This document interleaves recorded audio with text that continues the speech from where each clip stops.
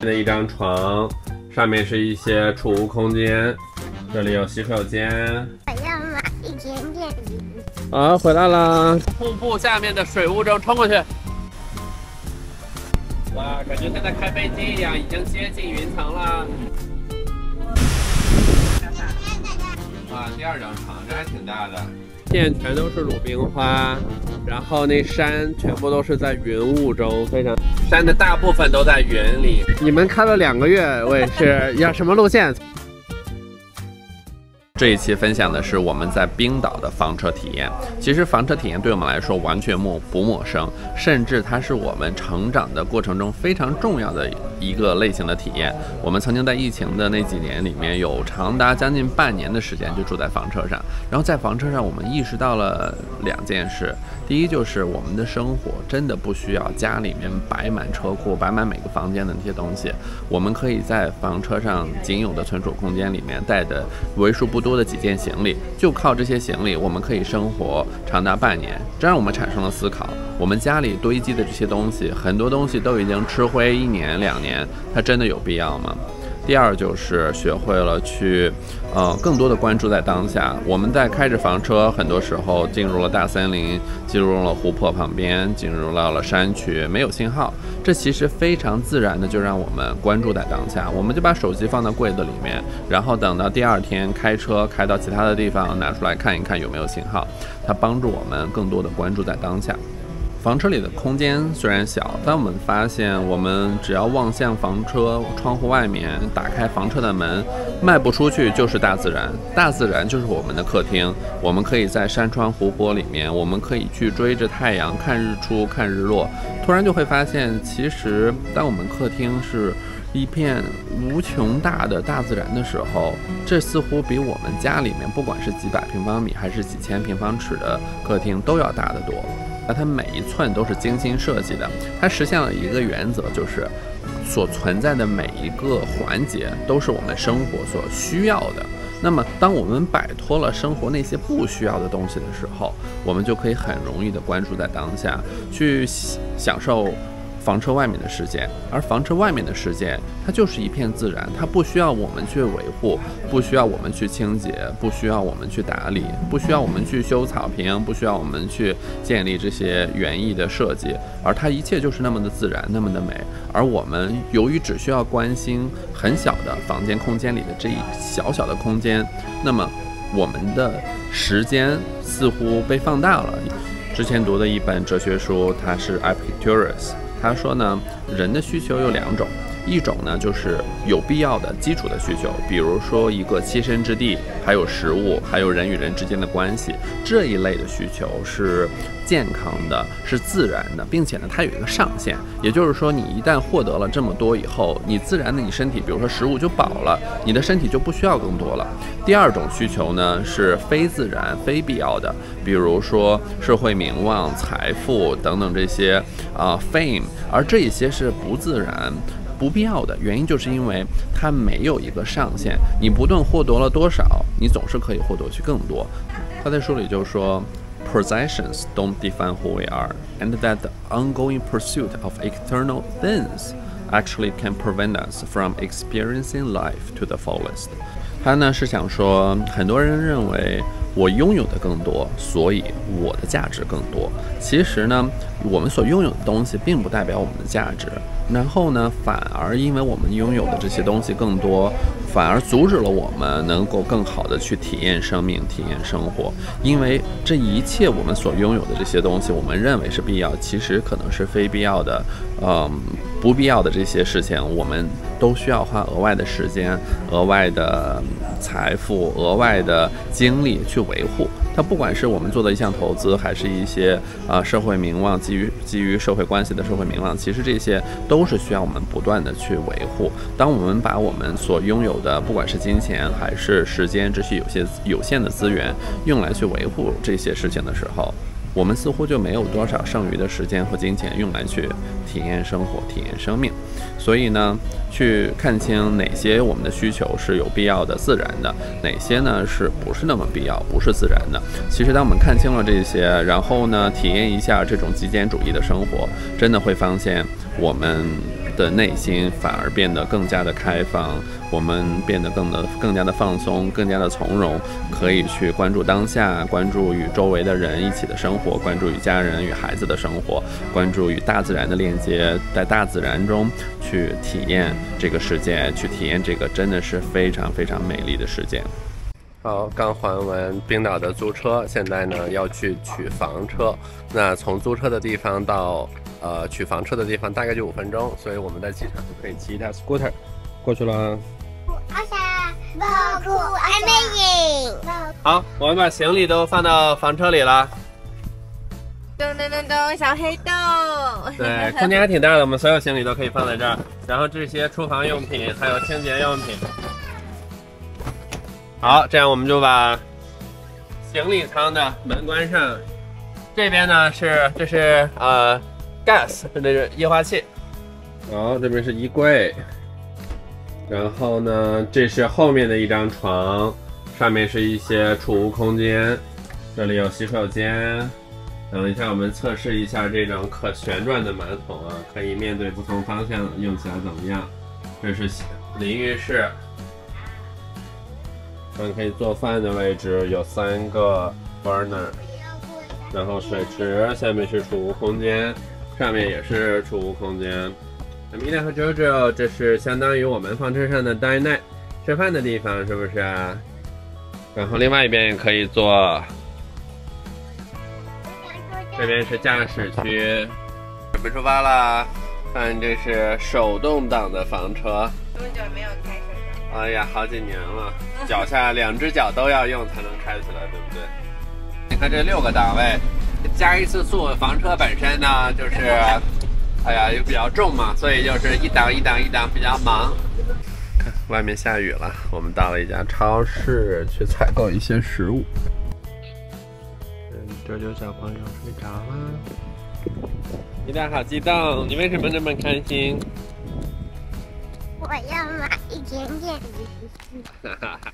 看买东西，还有米达的推车。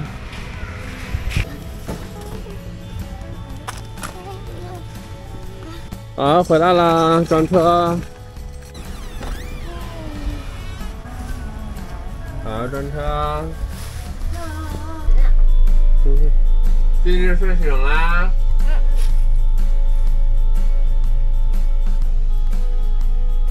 好，一会儿出发了。快看，我们又走到屋里啦！对，外面还下着大雨，看能见度依然是非常的弱，跟仙境一样。看两边在云雾缭绕中。哇，感觉像在开飞机一样，已经接近云层了。看，我们到第一个目的地啦！前方有一个瀑布，看到吗？瀑布这里，看瀑布到啦！我觉得瀑布好高呀，我都想要玩呀。准备好呀！好，出门。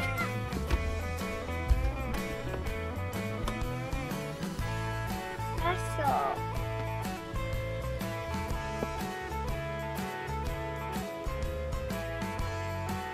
这里很美呀，我觉得。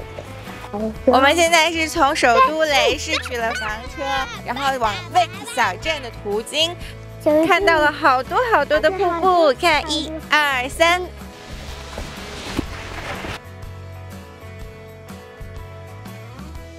好，我们准备冲过去，从瀑布下面的水雾中冲过去。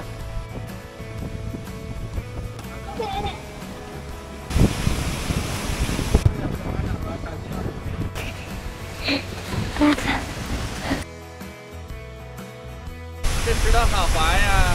看，我们正在瀑布的旁边耶，瀑布的水雾扑面而来。我们要让瀑布让我们带大家泳到那呀！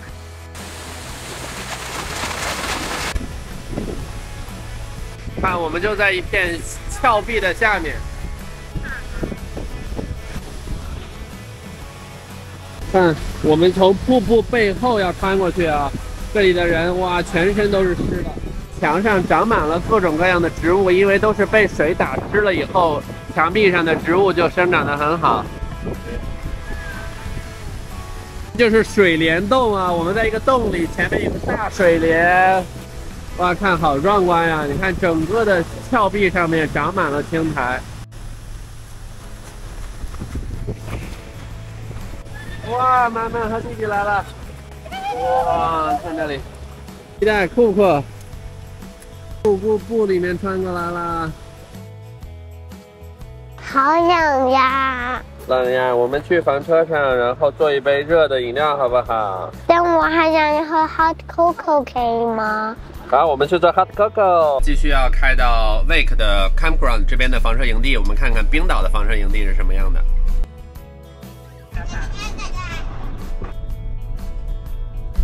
看公路尽头有一座山，山的大部分都在云里，感觉这场景非常的奇幻。看一个很陡的坡，哇，看外面的地貌也是很特别啊。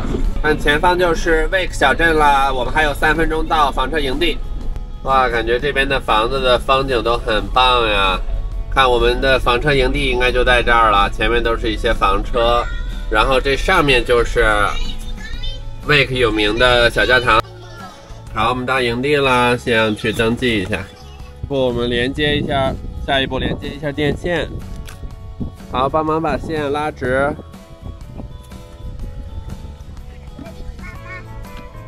好，插电。你们开了2个月，我也是要什么路线？从国内出发，然后怎么开到丹麦的？我们是从那个哈萨克斯坦，然后俄罗斯、芬兰，一带一路的感觉。然后到了丹麦，丹麦坐的渡轮，然后到冰岛。对对。哇，太酷了！河北开过来的房车。看我们吃完了晚餐，现在准备睡觉。我把这块拉上。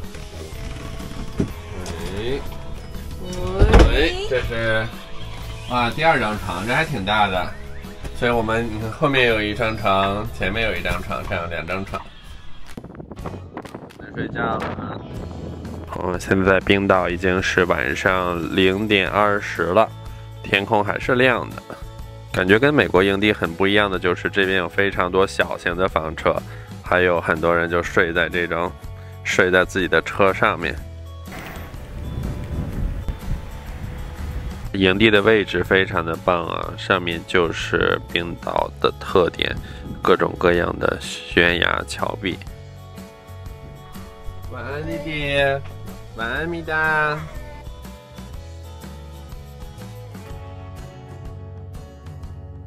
早上好，米达。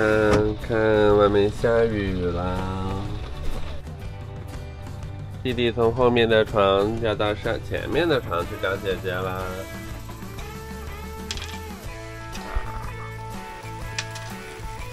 我们吃早餐，那些驾驶座还有副驾驶的座位都可以转过来，然后呢，我们可以一起吃早餐。一杯法式冲压咖啡。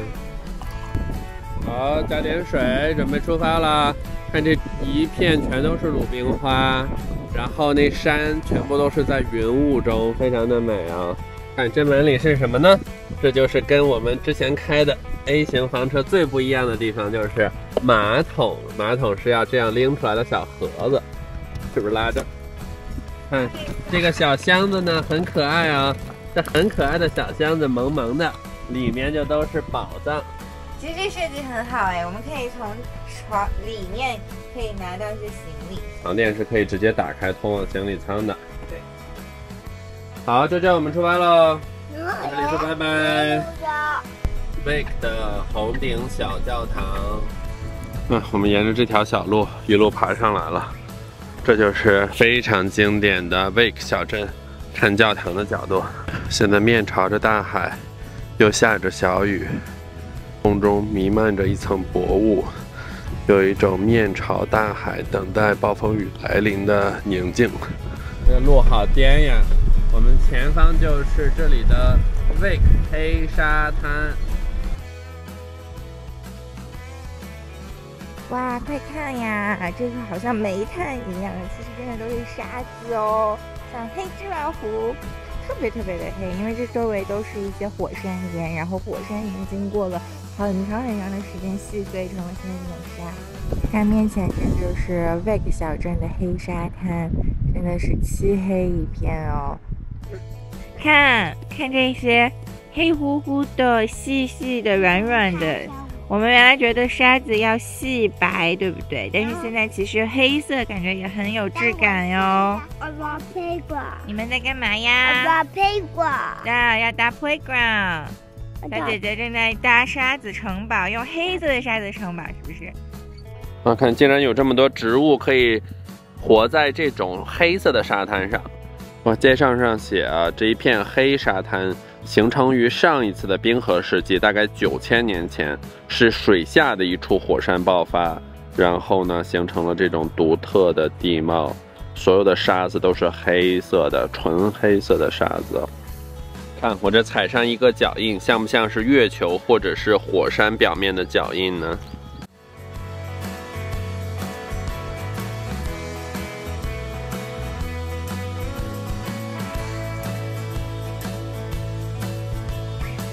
你们合作搭建了什么呀？搭了一座小山，